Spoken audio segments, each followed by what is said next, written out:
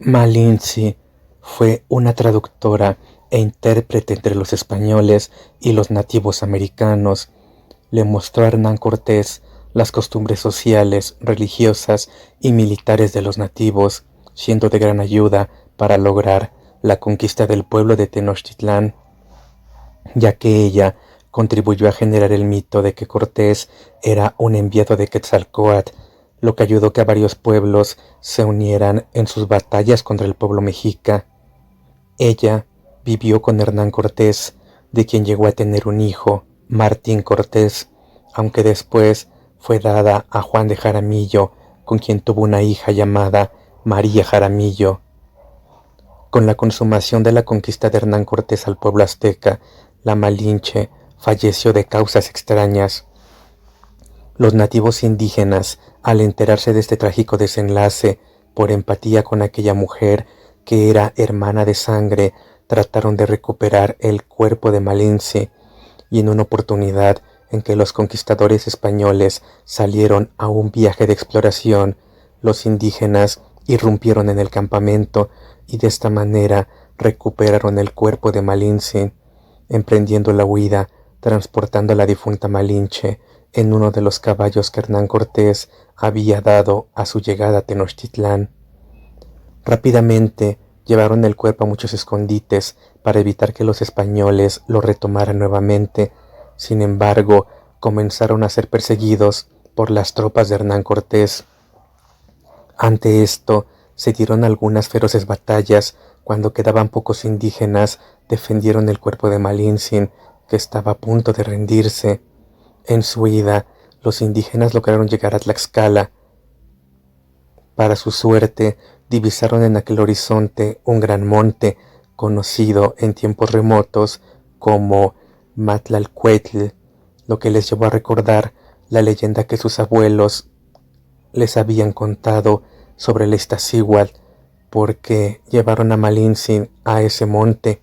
Ahí divisaron en aquel horizonte una enorme cueva. Después de un largo camino, llegaron a la cueva, en donde enterraron el cuerpo de Malinche, y al salir cerraron la entrada con grandes rocas. Muchos años después, los indígenas que acudieron a la laguna de Coatlapico de frente pudieron ver que en la cresta de aquel cerro se lograba apreciar la silueta de la difunta Malinche.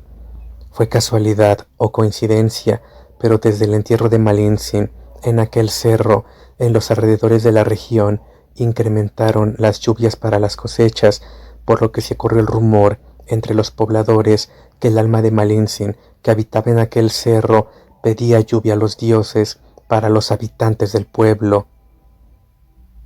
Tanto comenzaron a honrarla y a venerarla que nombraron al cerro la Malinche.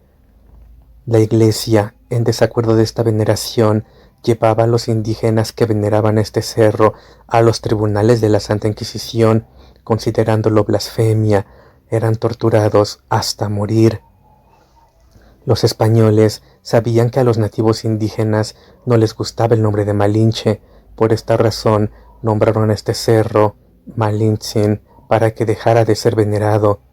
El ente de la Malinche se molestó ante aquella masacre de indígenas que veneraron ese símbolo prehispánico.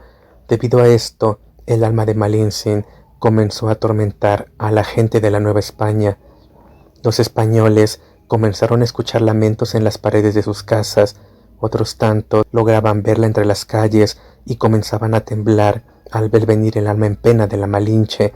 Bastaba con una mirada de sus ojos negros para infundir miedo, una mirada de enojo y de tristeza, su sombra y el fantasma de pelo suelto y túnica flotante, lanzando un grito que es muy conocido: ¡ay, mis hijos!, para recordar el nombre de sus hermanos caídos.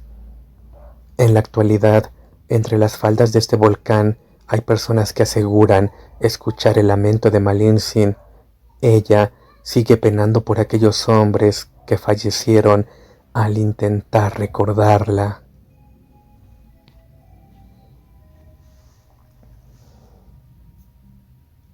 La leyenda del Cerro de la Malinche.